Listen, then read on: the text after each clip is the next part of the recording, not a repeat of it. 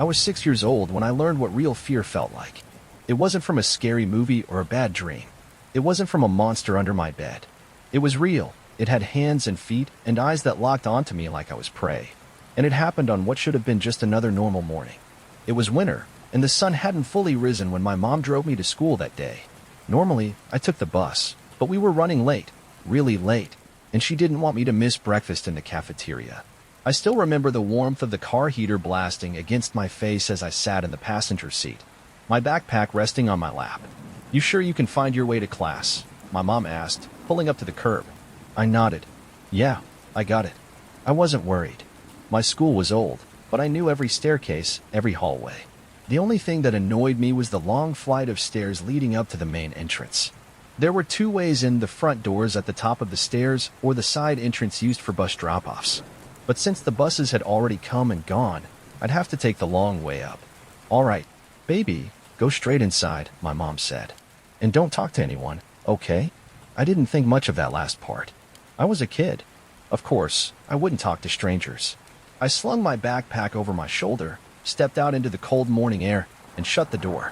Then my mom drove off, and I was alone. The street in front of the school was empty. No kids, no teachers, no crossing guards. Just me and the gray concrete stairs leading up to the double doors. That's when I saw him. At first, I thought he was just a normal man, standing on the opposite side of the street. His hands were stuffed into his coat pockets, and he was dressed like anyone else, a beanie pulled low over his head, a thick jacket, dark pants. But there was something off about him, because he was staring directly at me. I froze. I wasn't the type of kid to be easily scared, but even at 6, I could tell when something wasn't right. Most grown-ups don't just stand there, staring at little kids. And most grown-ups don't start walking toward them the second they're alone. At first, I told myself I was imagining it. Maybe he was just crossing the street. Maybe he had a kid at the school. But the moment my mom's car disappeared around the corner, the man's pace changed. He stopped hesitating, and he started running, right at me. My heart jumped into my throat. I didn't wait to see what he wanted. I ran. The stairs were so long, each step feeling like it stretched endlessly upward. I could hear my own breath, my tiny legs pumping as fast as they could. Halfway up, I glanced back. He was on the stairs now, taking them two at a time, getting closer. I ran faster, my backpack slamming against my back, my breath coming in panicked gasps. I could see the doors just ahead. Almost there. Almost. I reached the landing, yanked the door open, slammed it behind me, and then I turned around. And he was standing right there. He had stopped at the second landing, just a few steps below the entrance. He wasn't running anymore. He was just standing there, staring at me through the glass doors. For a second, neither of us moved. My heart was pounding so hard it felt like it might burst. Then, slowly, the man's expression changed. His frustration was clear. His lips pressed into a tight line, his fists clenched at his sides. Then, without a word, he turned and walked away. Just like that. Like he had never been there at all. I didn't move from that spot for what felt like forever. I stood there, shaking, staring through the glass as the man vanished down the street. Eventually, my brain caught up with my body. I wasn't safe yet. I ran straight to my classroom, my backpack still bouncing against me, my hands shaking as I yanked open the door. My teacher looked up, surprised. "You're late." I opened my mouth to tell her everything about the man, about how he had chased me, about how he had stopped at the stairs and just watched me through the door. But no words came out, because I was 6, and I didn't know how to explain what had just happened. A week later, a detective came to our classroom. At first, I thought I was in trouble, but then he called me aside, his face serious. "We heard there was a man on school property last week," he said. "Did you see anything unusual?" My blood went cold. I nodded. "Yeah." He leaned forward. "Can you tell me what he looked like?" I described him as best I could. The coat, the beanie, the dark pants, the way he ran at me the moment I was alone. The detective's expression didn't change. He just nodded, taking notes. Then he showed me a picture. My stomach dropped. It was him. Same face. Same eyes. Same man. The detective's voice was calm, but I could tell he was watching my reaction closely. "You're sure this is him?" I nodded. I don't remember what happened after that. I don't know if they ever caught him. I don't know if he had been watching the school for weeks, waiting for the right moment. All I know is this. If my mom had dropped me off just a minute later, I might not have made it up those stairs. And I might not be here to tell this story.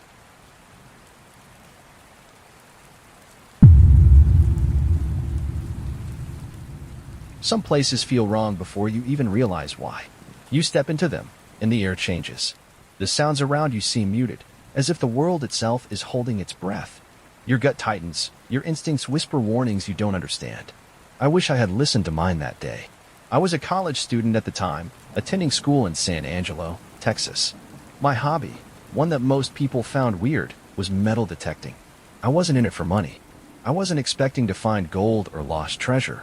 I just liked the feeling of discovery, of finding something buried for decades, something forgotten. San Angelo had plenty of good spots, parks, abandoned farmhouses, and best of all, the woods near the Concho River. That's where I decided to go that afternoon. I parked at the edge of a gravel road, grabbed my gear, and started my hike into the trees. I didn't know it yet, but I had just stepped into someone else's territory. It had rained the night before, so the ground was soft, making it easier to dig if I found anything interesting. For about an hour, I wandered with my metal detector, sweeping the area in slow, careful arcs. Nothing. Just old soda can tabs, rusted nails, and the occasional coin. But then, I found something strange. A shoe. Not an old, forgotten one. This one was recent, barely dirty, and big. A man's boot, half buried in the mud. I felt a prickle of unease but shrugged it off. People camp out here all the time. Then I found another shoe. Then a torn plastic bag. Then a ripped shirt. All of it scattered through the trees, leading me deeper into the woods like a breadcrumb trail. That was when I saw it. A tent. It was old, sagging slightly, its fabric stained from rain and dirt. Around it, the ground was littered with trash, food wrappers, empty bottles, scraps of cloth. The fire pit nearby was cold, but the ashes weren't old. Someone had been here. Recently. I stood still, scanning the area. The tent's flap was slightly open, revealing only darkness inside. Something about it made me deeply uncomfortable. It felt wrong, like I had just stepped into someone else's home uninvited. My instincts screamed at me to turn around and leave. And then, a noise, a rustling in the brush. Someone was watching me. I whipped around just as a man stepped out from behind the trees. My breath caught in my throat. He looked rough, his clothes dirty, his face unshaven. His hair was greasy, clinging to his forehead in damp strands. His eyes locked onto mine, his expression unreadable. For a long moment, neither of us spoke. Then, in a low, slow voice, he said, "You lost." My mouth was dry. "Oh, no, just metal detecting." He glanced at the detector in my hands, then at the tent behind me. I saw his fingers twitch. "That's so," he muttered. Something in his tone made my stomach drop. I forced a casual laugh. "Yeah, wasn't expecting to find anyone out here." He didn't laugh. Instead, he tilted his head slightly. "You should stay away from the back of the campsite." My blood turned to ice. I hadn't mentioned the campsite. I hadn't said anything about going near the tent. And yet, that's the first thing he told me. To stay away from the back. Every nerve in my body screamed at me to get out. But I didn't want to panic him. So I forced myself to nod. "Yeah, of course," I said, shifting my weight slowly. Didn't mean to intrude. "I'll get going."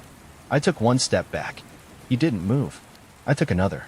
His eyes followed me, his face still completely blank. Then, finally, he nodded. I turned and walked away. I didn't run. I didn't want to make it obvious how scared I was. But my entire body felt wired with terror, my ears straining for the sound of footsteps behind me. I half expected him to lunge at me, to grab me, to drag me back toward that tent. But he didn't. At least, not yet. The second I was out of sight, I booked it. I ran faster than I ever had before, tripping over roots and dodging branches, my heart slamming against my ribs. By the time I reached my car, I was drenched in sweat, my hands shaking so bad I fumbled the keys twice before unlocking the door. I peeled out of there, gravel spraying beneath my tires, my breath coming in short, panicked gasps. Only when I reached the highway did I finally slow down. My pulse was still thundering. I kept replaying his words in my head. Stay away from the back of the campsite. I didn't want to know what was back there. And I never planned to go back. 2 years later, I saw him again. Not in the woods. On the news. I was scrolling through my phone when a headline caught my eye. "Man arrested for murder, body found in makeshift grave." I clicked the article, and my stomach dropped. It was him. Same greasy hair. Same sunken eyes. Same expressionless face. The article said he had been living in the woods, those woods, with his wife. In one night, he killed her. Then buried her right behind their tent. My vision blurred. My hands trembled. That day, the day I found his campsite. I had been standing just feet away from her grave. I haven't touched my metal detector since. I can't, because every time I think about going out into the woods again, I remember his voice. I remember the way he watched me. I remember what he said. You should stay away from the back of the campsite. And I realize now, that wasn't a warning. It was a threat.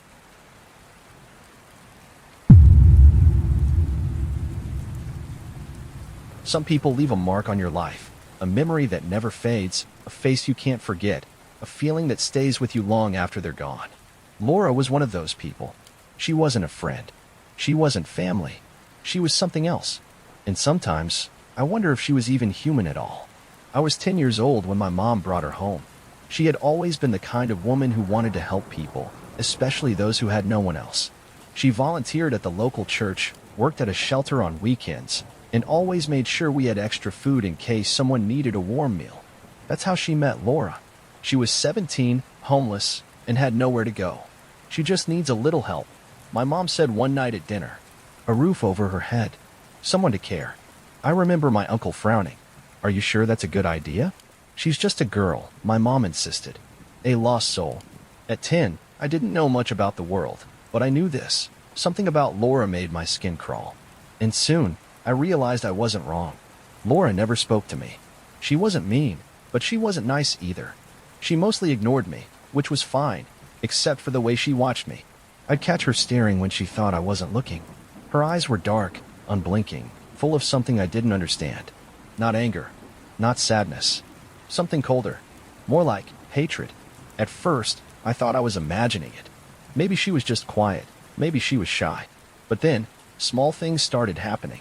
My bedroom door would be open when I knew I had closed it. My toys would be moved. One morning, I found my favorite stuffed animal, its head torn off, stuffing spilling out like intestines. And when I turned, Laura was standing just down the hall. She didn't say anything. She just smiled. That night, I told my mom. She sighed, rubbing her temples. Sweetheart, Laura has been through a lot. If she did it, I'm sure she didn't mean anything by it. I wanted to argue, but my mom's tone made it clear she wasn't going to listen. So I let it go. But Laura knew. The next time I saw her, she smirked at me. And I knew she wasn't just messing with my things. She was messing with me. Then came the night at the dinner table. I remember it clearly. The air was thick, the Texas heat pressing against the windows, the smell of my mom's cooking filling the house. We were all eating in silence, me, my mom, my uncle, and Laura. And then, suddenly, Laura stopped moving. She sat perfectly still, her fork hovering inches from her plate. Her eyes were locked on something invisible, her face blank, empty. Laura, my mom asked. She didn't blink. She didn't breathe. Then she started shaking. Slow at first, then violent, her whole body convulsing like something was inside her, trying to break free. Then, out of nowhere, she growled. A deep, animalistic sound, something that no human throat should be able to make. I gasped, pushing back from the table. Her body lurched forward, her fingers digging into the wood like claws. And then she started laughing. A low, guttural sound, like she was choking on something invisible. My uncle stood up so fast his chair nearly toppled over. What the hell is wrong with her? Laura's head snapped toward him. And for the first time, I saw her eyes. They were wrong. Black. Not just her pupils, all of them. 2 pits of darkness where her eyes should have been. She grinned, her teeth flashing. And then, in a voice that wasn't hers, she spoke. He's watching. The room went still. I could hear my mom's shaky breathing. Laura's grin widened. And then she whispered, "He wants the boy." I don't remember screaming, but I must have, because the next thing I knew, my uncle was grabbing Laura, pinning her arms to her sides, while my mom began praying. It went on for 2 hours. 2 hours of thrashing, growling, screaming. Laura spoke in voices that weren't hers, voices that layered over each other like 100 people trapped inside one body. She spat at us, laughed at us, whispered things she shouldn't have known. Things about my dad, who had died when I was a baby. Things about me. She knew my name, but the way she said it, it wasn't her talking. It was something else. And all the while, she never stopped staring at me. Like I was the only person in the room. Like I was the only one that mattered. Then, just as suddenly as it had started, it stopped. Laura collapsed. For a moment, she just lay there, breathing heavily, her face pale and slick with sweat. Then she sat up, And she smiled. "He's gone." She said it like it was nothing, like she had just woken up from a nap. My mom fell to her knees, thanking God. My uncle backed away, his hands still shaking. I didn't move, because I knew it wasn't over. Laura turned to me one last time, and her smile faded. For the first time, she looked angry. Not just angry, furious. Like I had ruined something. Like I had taken something from her. Then she whispered, so quietly only I could hear. "He still wants you." She left the next day. I don't know where she went. I don't know what happened to her. All I know is that my mom and uncle never spoke about that night again. We acted like it had never happened, but it did. And sometimes, I wake up in the middle of the night, feeling something in the room with me. I hear whispers in the corner. I feel eyes watching me from the shadows. And I remember Laura's final words. "He still wants you."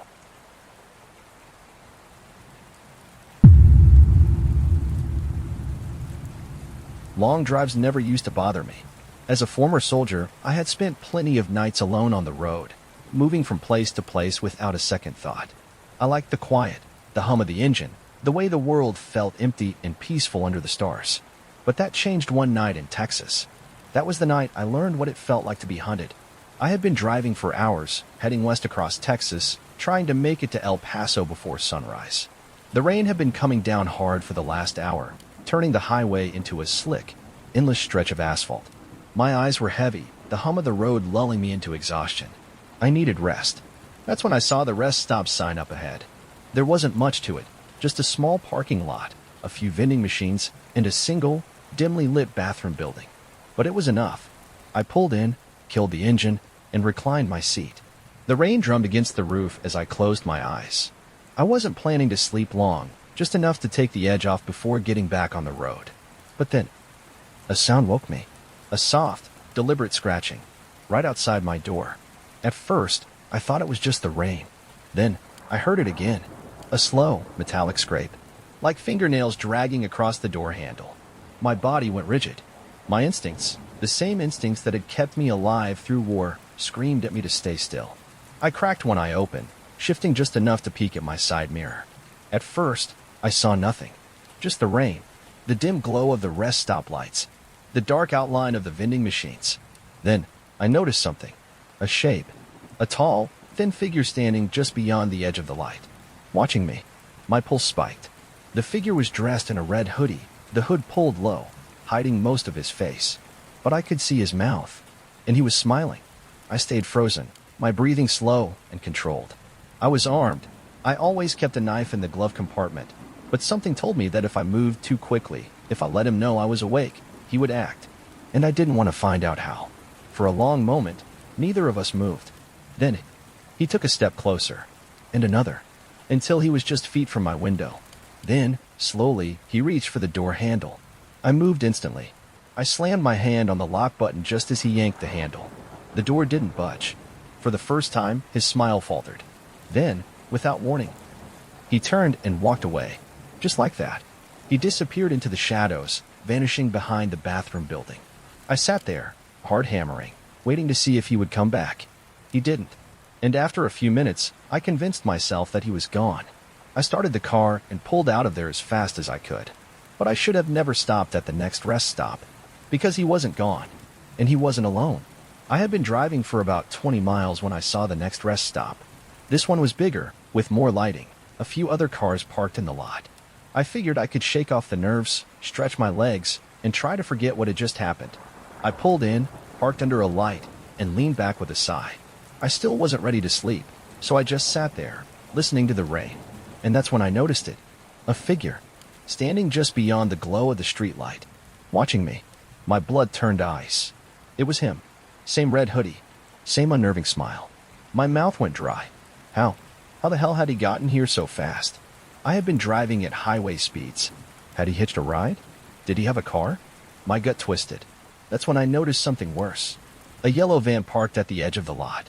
And inside, through the tinted windshield, I saw two more people in hoodies, all of them staring at me, waiting.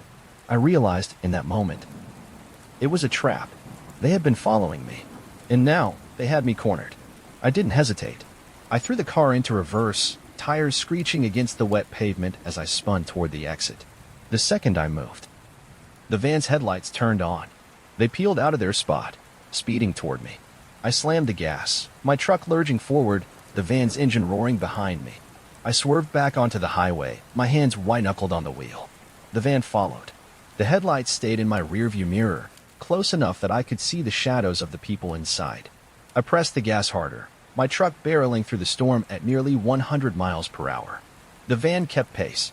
For nearly 10 miles, they stayed behind me, never slowing, never passing, just keeping close. Then, they flicked their headlights off, and I lost them. Just like that. 1 second, they were there. The next, they were gone, vanished into the darkness. I didn't stop again that night. I drove until the sun rose over the horizon, not daring to pull over, not daring to let my guard down. It wasn't until I reached El Paso that I finally stopped for gas. At the station, as I filled my tank, I noticed a bulletin board near the entrance. It was covered in missing person flyers. Young men, travelers, all of them last seen at rest stops along this highway. A cold shiver ran down my spine. I didn't know who they were. I didn't know what had happened to them. But I knew I almost joined them. I don't stop at rest stops anymore. Not at night. Not when I'm alone. Because somewhere out there, on those dark Texas highways, I know there are people waiting, watching, looking for their next target. And if I had hesitated that night, if I had stepped out of my truck, even for a second, I don't think I would have ever been seen again.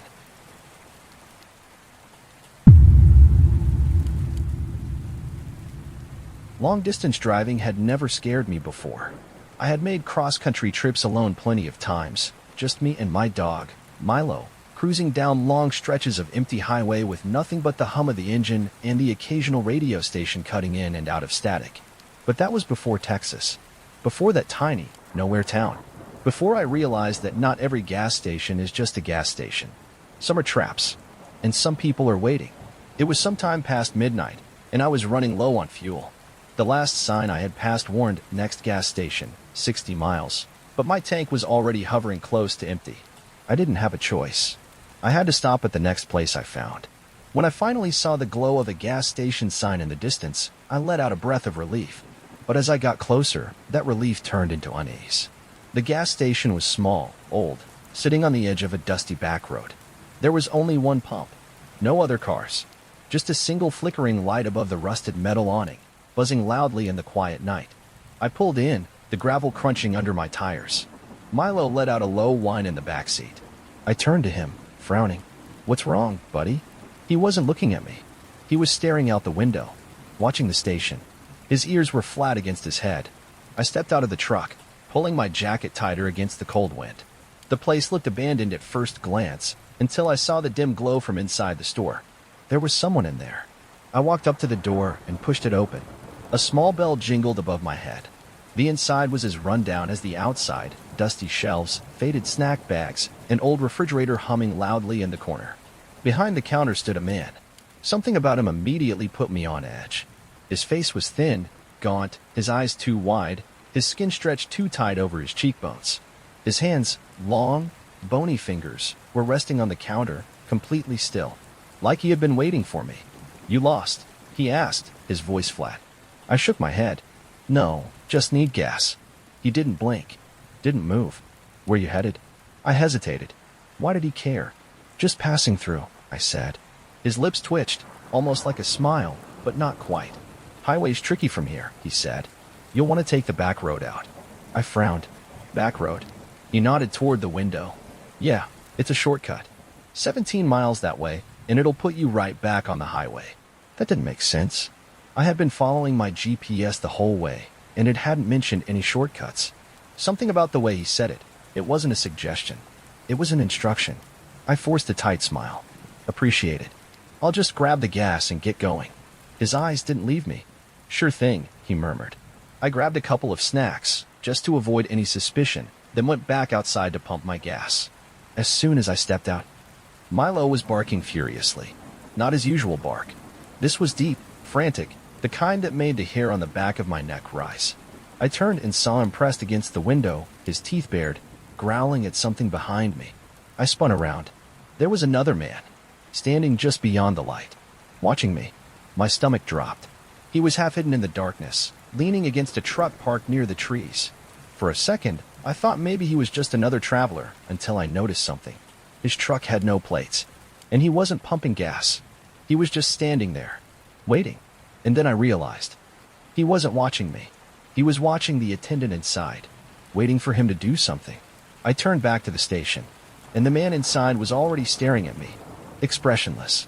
Still, like he knew I had figured it out. Like he knew I wasn't going to take the back road. I grabbed the pump, forcing myself to move casually, even though my heart was slamming against my ribs. Just as I finished filling the tank, the man outside took a step forward, and then another, and another, moving toward me slowly, like a predator testing its prey. I yanked the pump out, my hand shaking. Then I heard it. A second truck engine starting up. From behind the building, there was more than just the two of them. My body went ice cold. I didn't even bother putting the gas cap back on. I jumped into the truck and locked the doors. Milo was barking like crazy, spinning in circles in the back seat. The man outside was just a few feet away now. His lips curled into a slow, twisted grin. Then he reached into his coat. I didn't wait to see what he was pulling out. I threw the truck into reverse, tires screeching as I tore out of the lot. The man in the red hoodie didn't move. He just watched me leave, his head tilting slightly. Like he was disappointed. I didn't stop. Not for miles. Not until I saw another set of headlights in my mirror. Not until I saw a truck pulling out of a side road, following me. I gripped the wheel, my heart hammering. They had expected me to take the back road. They had been waiting for me. And now that I hadn't, they were coming after me. I pressed the gas pedal hard, watching as the truck behind me picked up speed. Milo was whining, pacing, his nails scraping against the seat. The road stretched on, empty, dark. Then, a pair of headlights appeared ahead.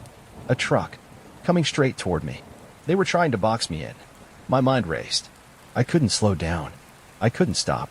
I had to make a choice. At the last second, I veered left, off the road, onto the open desert. The truck behind me skidded, trying to follow. But I had already pulled ahead, cutting across the dirt, heading straight for the main highway. The last thing I saw in my mirror. The truck behind me turning around, backing off, like they knew they had lost their chance. I made it back to the main highway. Didn't stop until I was miles away. Later, I looked up the town. It wasn't even on the map. That gas station? It had no listed address. Like it had never existed at all. Now, whenever I travel alone, I always make sure my tank is full. Because I know, somewhere out there, in the dark Texas desert, there's a gas station waiting for another traveler to pull in. And next time, they might not be as lucky as me.